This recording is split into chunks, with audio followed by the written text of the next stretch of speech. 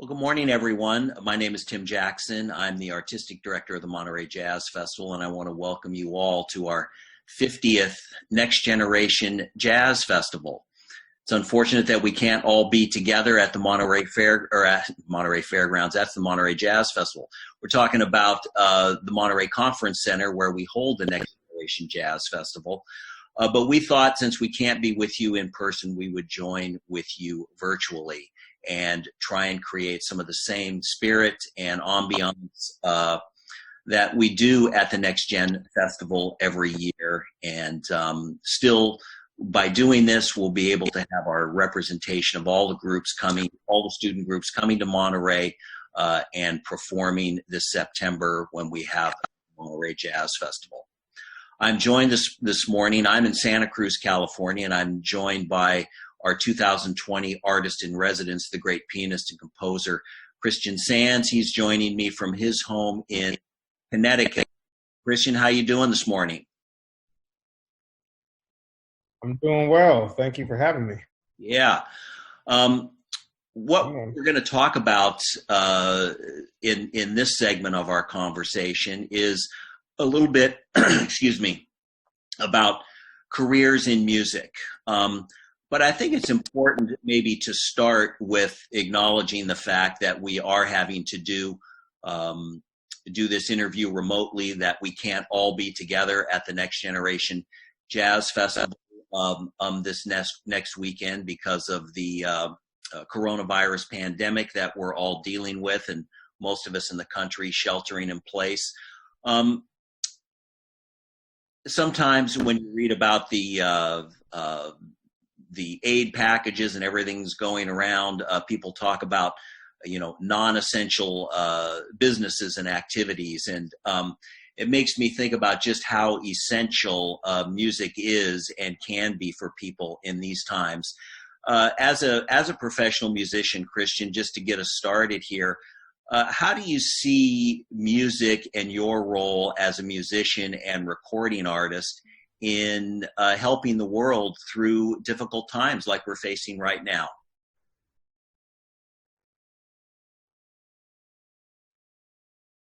Well, I believe that music is the soundtrack to human emotion, of humanity. So without us, we document everything. Musicians see the world differently, and so we can help it, with different ways, with different things that we've seen in our travel, with different things that we've experienced, with different things that we've heard, So just being a musician and being an artist, what I try to do is to give people, especially at this time, give people hope, give people something to take their mind off of their troubles, what we all do, I try to paint where you are in what you're watching or what you're listening, what you're seeing, and you don't have to worry anymore. I know for myself in presenting and producing jazz concerts, I often tell my staff and the people that we work with either at Monterey Jazz Festival or Kawumba Jazz in Santa Cruz that we're yes, ostensibly in the music business, but really we're in the making people happy business.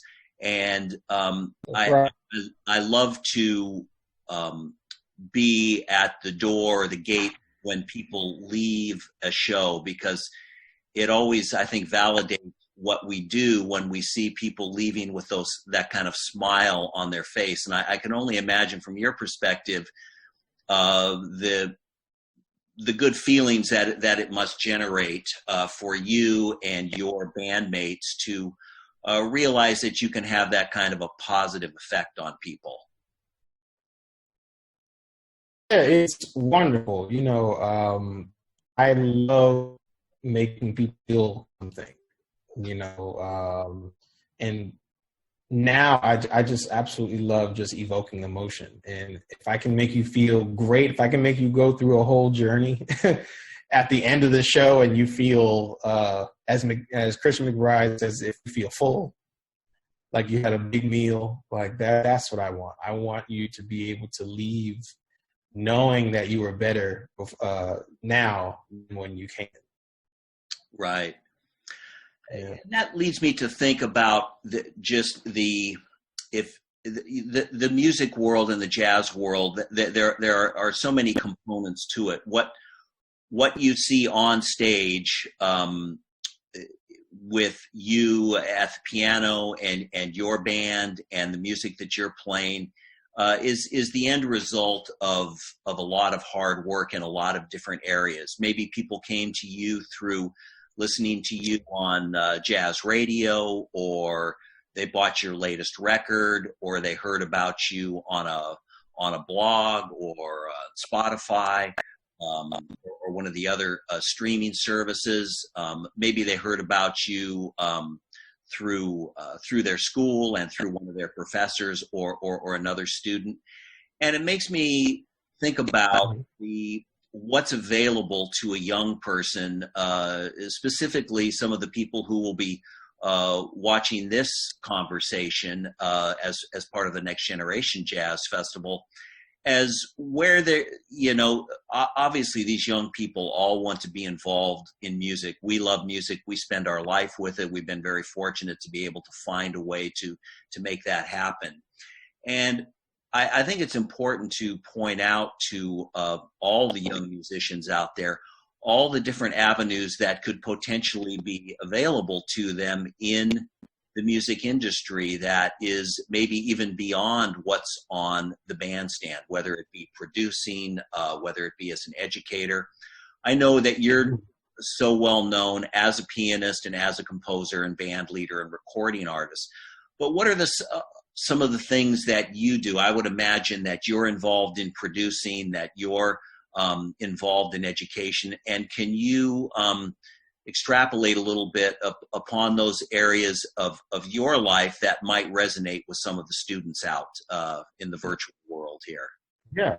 Well, first I'll say that, the music can lead you to anything, really, and it's really incredible that it can. It's an amazing thing to watch, to witness, to be a part of.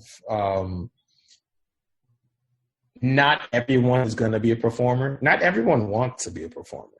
I'll say that because, performing is not just, okay, you're on stage and you perform and you definitely feel a euphoria. There's a certain feeling that you have when you perform, but it's a certain pressure that comes with that. There's a certain, there's a certain perfection thing. I mean, if you're a perfectionist, but it also, you travel, some people might not like to travel. If you're somebody that likes to travel and like to travel at odd times of the day, then it might be for you, because performing is one thing, touring is another thing. Staying put is one thing as well. I mean, right now we're all, in our homes and trying to figure out how to be these people from our living rooms now. And so this might be your thing. There's many people that I know and I love working with that they do everything from their house. They never leave. And that's one thing as well. I mean, there's so many different avenues from it. I mean, the perfect example, somebody, that came through your program, Chris Bowers, started as a jazz pianist, still is a jazz pianist, but now he's composing for film.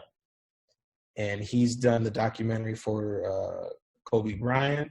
He's done Green Book. He's done a few different things. And he's incredible at what he does. But it came from the jazz training. It came from, it's funny, especially when we hang out together and we talk about music, somebody's the performer, somebody's on stage, and somebody's behind the scenes. You have, I always give a special shout out to my recording engineers, Todd Whitelock. That's somebody who, aside from me with the skill, he helps me sound good on a record. Sure. So you have sound engineering, you have the lighting crew, you have promoters, you have the people that, okay, well, I have a platform where I can help other musicians perform, and that is my dream. So there's so many different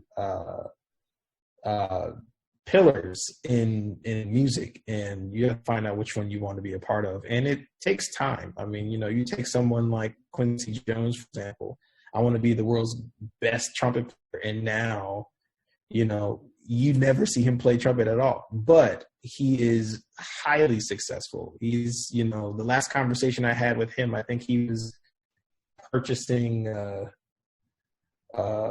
energy company or something like that, That's a whole different thing. You never know where way ahead of all of us. Yeah, like way ahead. I think he's doing something with GE Electronics, and he's always doing something really, really incredible. To go back to Chris Bowers for a minute, because I think that's a great example. You had mentioned that he came through as a member of our Next Generation Jazz Orchestra, and I've seen him occasionally over the years. He's just such a great young man.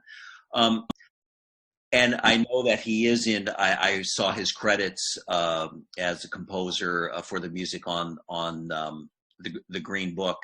And I'm wondering, maybe maybe you don't, but how would you see a transition from somebody like Chris? How would he get from being one of, the well-known up-and-coming young jazz pianists to being a film composer? I'm also thinking of Derek Hodge as well, and certainly Terrence Blanchard, who has a long pedigree as a film composer. How do you think that they evolve into those specific roles, and how do they balance it with their musical performance careers? Well, I think it does take some sort of trial and error of how to balance it. There's no handbook of how to be a composer and perform at night. You just have to figure out if that's what you want to do. For me, I am also in film, and I've been doing some film scoring as well. So for me, that goes along with my narrative of loving stories and storytelling, because with my albums, I try to create that feeling anyway. And so it's a natural progression, with Chris Bowers. I think his first album was called Heroes and Misfits. I think that's what it was called. And I believe it was, don't quote me on this, but I believe it was about the youth and about what the new generation was going through, as a story. And so when you take that type of idea and also who he is, and you go into performance and you're touring, because he was doing a lot of touring at a certain point, but then you kind of find some other opportunities and some other ideas that you have, and you kind of like it. Talking to him, he loves film scoring. Talking to Terrence Blanchard, he absolutely loves it, and balancing it out. You continually write. I'm always writing, whether it's physically writing it out or just, sitting at sound check, writing something down, recording something, and then you flush it out. It's work, and this is a music where, it has a lot of longevity, and it doesn't really matter where you start, it's where you end up, and so you can work on a piece for years, and then finally you are done. But what do you do after that? Do you keep going? Let me submit this to, for commercials. Let me submit this for radio. Let me submit this for ESPN. There's different ways to do it. So it doesn't have to necessarily be for film, for, movies. It can be for anything, I noticed, and in getting to know you over the years, that you yourself, from a listening standpoint, are a real musical omnivore. You talked about your experience with EDM, and I know just in talking with you about all sorts of different genres of pop music, even going back to eras, long before you were born. How do you find, and of course you're known as one of the great young jazz pianists. How do you find knowing that total musical continuum out there of more than just the jazz world? How do you find that helps inform your vision? And would you recommend that to young students to broaden their listening scope? I say it's all connected. At a certain point now, I mean, in our life now, there's so many different versions of music now.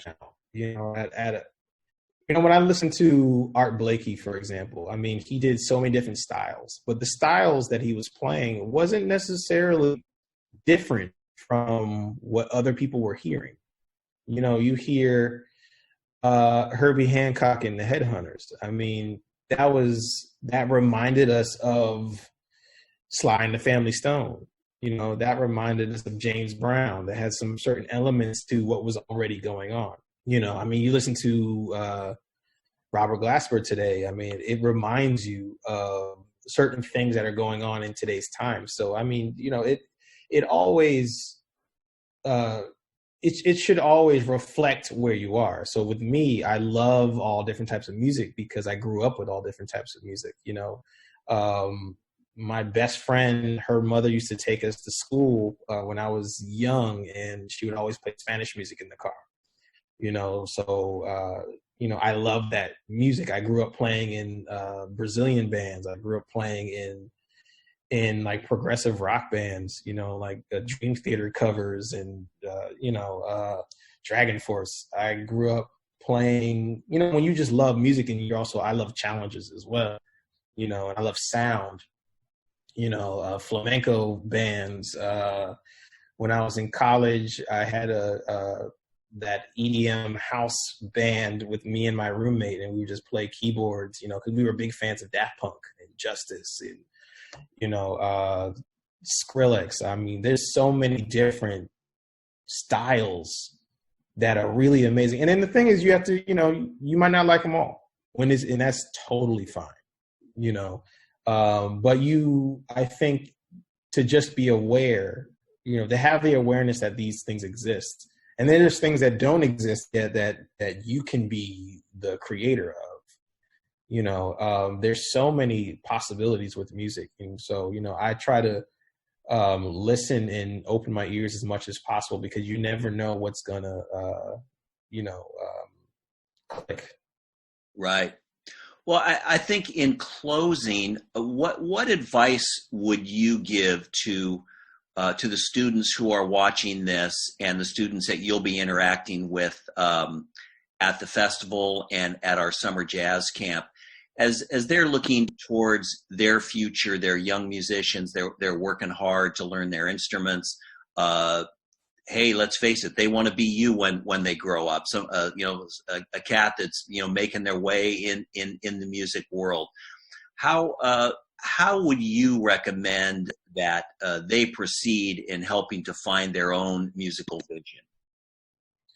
So the only thing I have to say is practice. Practice, because